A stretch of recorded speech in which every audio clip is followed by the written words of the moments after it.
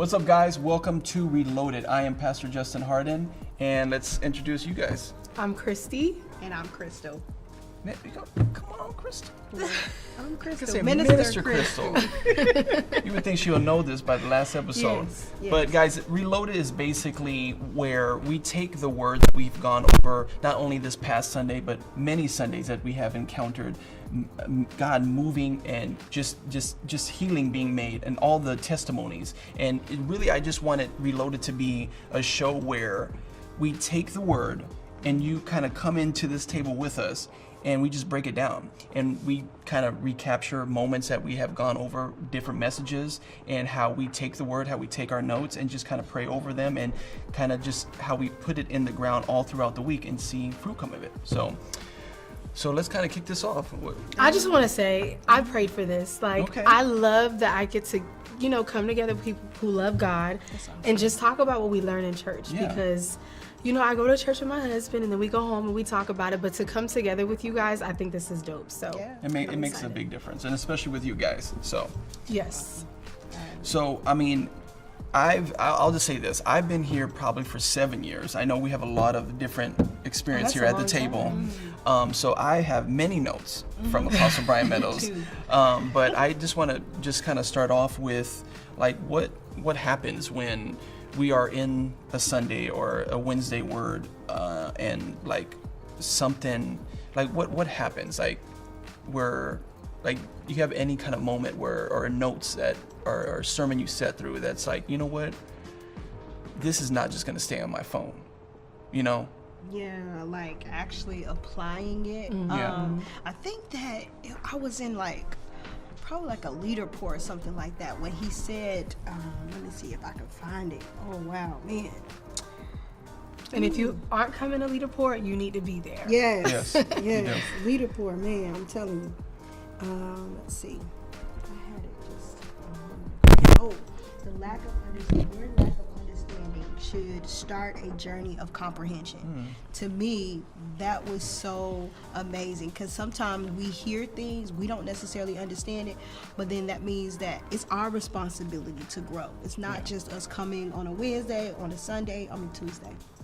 On a Tuesday or a Sunday, and if we don't apply the word, then what are we really doing? Right. You know what I mean? And so when he said that, there is things that I'm like, okay, write your questions down. That's why leader pour for me is so important, because it's like I get an opportunity to sit down and ask the questions that I've, that I've had. Ask the question that I've had questions about. Right. Yes, that's where it all starts. It's like wanting to know more, wanting to like be developed and to grow, and having those questions and coming to him and asking. So I love that about Leader Pour. That quality, intimate time, that setting is so important. Yeah. And I think that's what like relationship is. It's not only for our set man, our apostle, but also for God, like building that dialogue. Yes. If you're not having questions, I was raised Catholic. So I was raised in a way where you could not ask God questions. You're like, what are you asking God questions for? He's just gonna do what he's gonna do. Yeah. And raising having a childhood like that, you have some type of fear, not the right fear to go to God with. So I think like that's just relationship in general. Like, what are the questions that you have for God in this season? So these are those type of things where you're sitting down with the Word of God, with the man of God, and he's bringing it forth. And I'm always constantly saying, when I'm sitting out, hearing it coming forth, I go, okay, but what does that mean? How do I take that formula and apply it? Life, not only in my season but in my week, because we wait for Sunday, we wait for Wednesday, because we want to leave the cubicle, we want to leave the house, we want to leave the living room if we're a stay-at-home parent, and just go there. But now you have to bring that back and not just leave it there in the phone or in the sanctuary. And one of the moments that I really remember is him giving homework. He said something along the lines of master the peripheral skills. And for me, I was like, I gotta go home. I gotta write that stuff down, because you think back to all of the jobs that you've ever had, every place that you've served in ministry, and you begin to not just look at the task, but what skill did you develop while doing that task. And so for me, I was like, man, because I've had my hands in some of everything, especially when we were, in other buildings. I was doing, beautification. I've been on the creative team. I've been armor bearing. So there are things or places that I have served, and I'm like, wow, I can see I developed this skill. Okay, you develop your leadership skills, your people skills while doing beautification. It wasn't just me coming in to clean up, and then just even with my job experience, things that I've done over time, even back to when I was in high school, being a supervisor at a Wendy's. I'm like, I could use that. That's something that can go on my resume, I love that. I love that. Because that's what I was thinking when he said it. I was like, okay, this is going to challenge me to go to work and really think about what I'm doing and what I'm learning from, my job. Not just like, okay, let me send this email, let me make this phone call, let me get on this video call. It's no, what am I learning? What skills can I take from this and apply it to life, apply it to ministry, apply it to my relationship? It's not just a job. It's an experience. No, that's good. And even though you don't like that job, even if it's a bad season, it's something that's like, I've always asked God, in the hard seasons that we've been in, I've always asked God that it was like, God, let me see you in this. I don't like coming here. I don't like clocking in. I don't like my desk. I don't like my computer. I don't like how the coffee's not hot. All these like little things. It's like, and then you already when your transition's coming. Yes, and all of these things are kind of coming together and just kind of like irritating you in a way. But even though I always ask God, even though it's hard, you might be in that hard season, you might be in that hard job, you might be in that hard transition. I was like, God, I need to see you in this, because if I see you, even a glimpse of you, I know you're there. I know you're right in there. the right spot. You know you're supposed to be there. That goes back to something else that he said. The greatest miracle is a transformed heart. And I feel like through these experiences, we're learning and our hearts are changing. Yes. And that's what I love, like that I can do something that I might not enjoy, but because I see God, I know he's there. I know he wants me to be here, that this is where I'm going to be. I'm going to obey.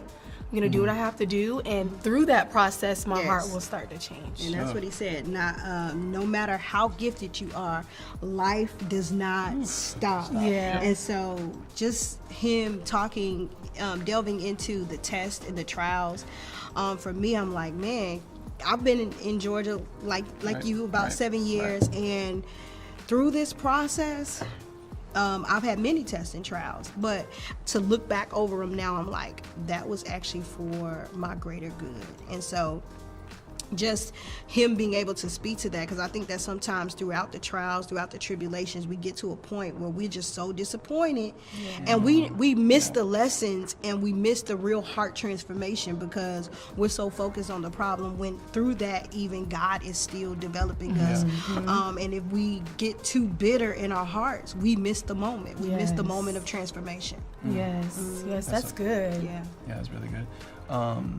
So, we, like I said in the beginning, we have a lot of, experience here of how long we've been with Embassy. I know you're the youngest one in the Embassy. So I always love to hear when people are kind of just coming in, because you have those high moments of like, oh my God, like this is just marinated meat, and it is. But do you feel what you're experiencing here is something different in a way of where it's like, wow, once I've plugged into these messages now, once I've been in the sanctuary, once I've been in this presence, in this what's here, the change that has happened for sure, definitely, like all around, like in my relationship, with my family, with my friendships, like being a part of this ministry and like being under Apostle Brian Meadows, it's like I'm learning things that I've never learned before in life. Like he's showing me things and teaching me things that no one has ever taught me before. And I'm a PK. Now, granted, I'm Haitian, so like the communication, the language barrier was different when I was younger, but it's like I'm just exposed to something totally different here at Embassy. So listen, I've never been to a church like this before. I've had like great teachers, but Apostle takes it to a different level. Absolutely. Yeah, definitely does. Well, speaking of like another level, I'm gonna go OG a little bit with my notes. All right, take a step. Again, it's like we're gonna go through all the notes that we have and just like different moments. But I think one of the messages, I can't put an actual time frame on it, but it was when he taught building a house. And one of the things that drew me to Apostle and how he formats his messages and how God uses him is just creative leadership, like his creativity. Yeah. And I'm a person with many hats, and that was always something that, I mean, I sat through, just like you said, I've had teachers, I've had churches I've attended to, I've had set men that I've been under, but it was never something that was like spoken for me like that, tailor made for me to say, hey, this is the word that's coming forth, and it will come forth in a way where I can break it down and go, that's how I use it in my life in this season through my gifting. Yeah. So I remember when he taught building a house, and just with me, I love how things are presented. So like comedians, I study comedians, so I like how they go from here to the punchline. I'm like, oh, I see what they did and built to that moment. So how he structured building a house, just like in Apostle Brian Meadows fashion, and he goes through the foundations, he goes through each room and how you build a house, the boards and the rooms and the fireplace and what all these represented. But when he got to gifted people, he was saying an organization is only as strong as gifted people. A family is only as healthy as gifted people. A nation can only rise to a height as its gifted people. And that is something that, you know, when you get close to significant gifts in people that are on the pulpit, you know, you see that they're like, oh, you're doing a message and you can feel the truth behind it. And there's ones that, just be honest, oh, you don't really believe that, do you? When Apostle preaches this, it's 100% authentic. It's 100%, that's exactly who he is. Yeah. And that's exactly his mantle, one of his mantles that he's bringing in this incubus of embassy, of like, he's trying to rise us up to a level of all of us creators, because that's how we can truly be great as an organization. Once you're great here, you're great in a family, and it just trickles down and it trickles down. And that's all that always stuck with me. Yes. And how he builds it. Yeah, I think that for me, when I first came to Embassy, before I even knew about Embassy, actually, I just was watching a random Periscope. Y'all remember Periscope? I remember Periscope. I was watching a random Periscope. I saw him talking. He was in a car. I had never heard him preach, and I said, that man is talking my language. I'm going to his church. Right. I had no idea that I was moving. And by the time I found out that I was moving, I was watching him a lot, and I'm like, that's gonna be my church. I had no idea when I came. I just remember him coming outside, greeting us, and then I heard him preach. It was like maybe 10 people, because, you know, Atlanta is a melting pot, so everybody is like out of town and all this stuff, because it was like Thanksgiving weekend or something like that. When I tell you, he preached like he was at the Georgia Dome. Like preached, and I just knew from then. Of course, I sat for a while, because, you know, you want to examine fruit and stuff like that, but I knew in my heart, like, this is where I'm supposed to be, you know. And so I'm grateful for this ministry. That's the same feeling I had. Like the first service, I was like, me and my husband were like, yeah, this is what we're supposed to do. There was something he said a few Sundays back or something like that. He said, do we know why we're called to this ministry? And I really feel like the Lord actually kind of plucked up a whole bunch of gifted people and was like, you come from over Texas, you come from over here, and just come from over Texas. I literally said that to someone. I don't know who I was talking to, but I said that. I was like, everyone that's at this church, we know our assignment. And we're here to support each other in our assignments. Like, there's no hate, there's no jealousy, there's no envy. It's like, I see you, you're great, let me help you, you see me, help me in what I'm doing, and we're just working together to help Apostle and his vision, but it's also trickling down in our lives. That's great. You know, I think that for me though, I learned that, and initially first starting out, I had my hands in everything, and I feel like the more that I grow and the more that I mature, I'm more specific about what it is that I do. And I think that even now I'm still maturing, because a part of me has this burden for like new partners for some reason, the discipleship. What do they call that? Like the plan of discipleship. I feel like there's a burden there, but then I don't know. I'm still developing and learning at the same time, but then also asking God, why is it specifically did you set me here at this ministry? Before actually coming to this ministry, I was at other mega ministries, and so I may have seen certain things like to add value to. So God was so strategic in even, you know, setting me here. Speaking of maturity, So let's give some examples for the viewers, because we have everybody, Maturity. you know, from different groups, different like somebody might just got saved last Sunday. You might be viewing this from like 20 years in the game, you know. So what is like maybe the last thing that you kind of remember from taking a specific part of a message and applying it in the week? What does that look like for Crystal? What does that look like for Christy? So for me, what really stands out is the interview, you know, and being tested. Okay.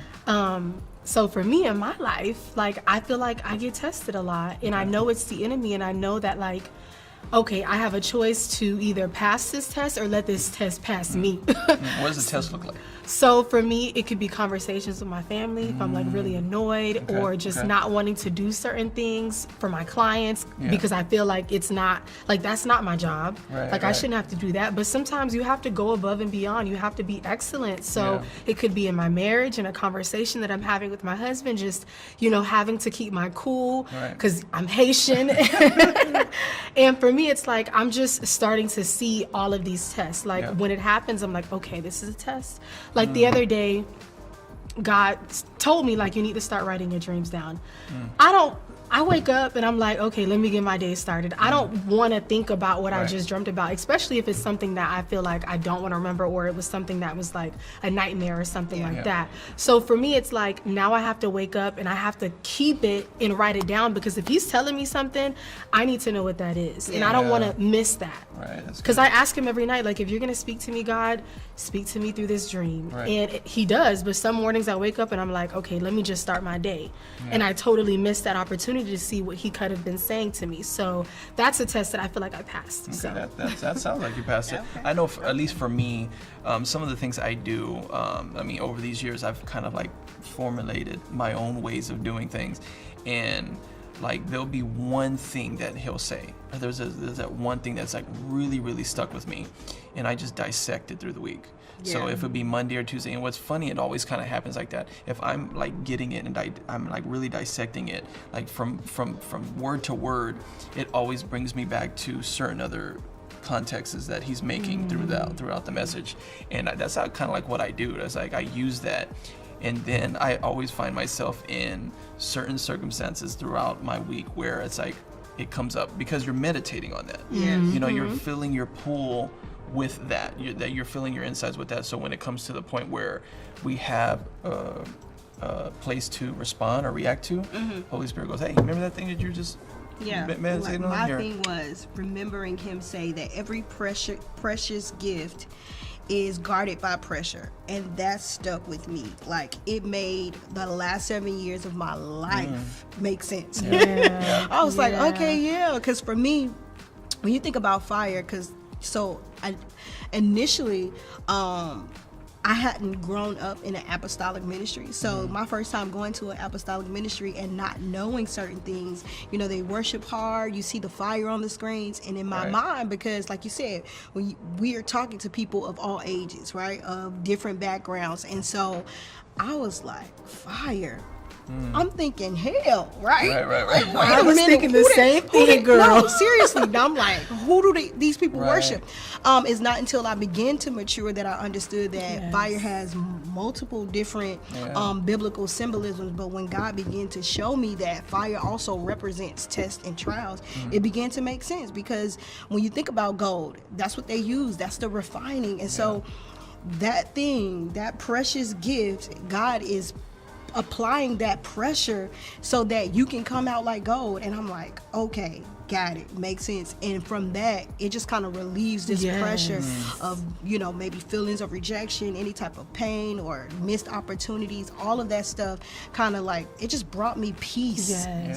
That's the peace of God right there. It gives you a sense of understanding. Like when you are going through those trials, it's like it doesn't hurt so bad. It's like it sucks right now, but I'm understanding what God is doing in my life, so I'm okay with it. I'm gonna trust him. I'm gonna have faith. I'm gonna keep walking this walk. Every great gift has to be processed. And speaking of pressure and process, we're going to take this time to give, you know, ask the people that are viewing, putting that demand on it. If any part of this is speaking to you and you're believing God is speaking to you right now, you're going to see the ways to give at the bottom of the screen. You just want to take a moment as we kind of like wrap things up and give our like last thoughts and everything. At any part of this, if God did speak to you, and so any type of number, these are the ways to give at the bottom. So as they're doing that, any last things to give? I did want to mention something that he said that I really liked, and I actually posted about it on Instagram. He said, pray like it's all on God and work like it's all on you. That's really good. That challenges That's me, so y'all. good. Yeah. It forces me to have to, like, every day when I wake up, be the best that I can be. Yeah. So I love that. I wanted to That's share good. that. No, that's good. That's a Yeah. good nugget. But what do you say? Both and? No. He said something just to the other day at Leaderport. It can be either or both and. Faith is both and. It's Okay. work. It's the Yes, doing. It's yes, the being and doing. yes. So yeah. Cut that. I liked it. That's good. I mean, Because I didn't hear it. I can't even think of like pull one up. Like I really don't know. It'll be just some. It would be my personal dialogue with him, where it would just be something where he always says, "You're creative, right? So create it."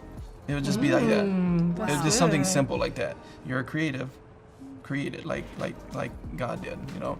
So that always stuck with me. That's something I'm like, oh, I yeah, love that. yeah. Just do So it. Just do it. I Just love kinda that. just do Figure it thing. out. Yes. Well, guys, this is Yeah. this is Reloaded episode 2. Again, I'm so glad that you can join us. Take time out of your busy day to just be with us and just reload yourself with just the word, the messages, and how we kind of process and dissect things and put them in our week and be fruitful of it. So I am Pastor Justin Harden. I'm Christy. And I'm Minister Chris. Minister Crystal, that's right. And this is Reloaded. Y'all have a good evening. All right.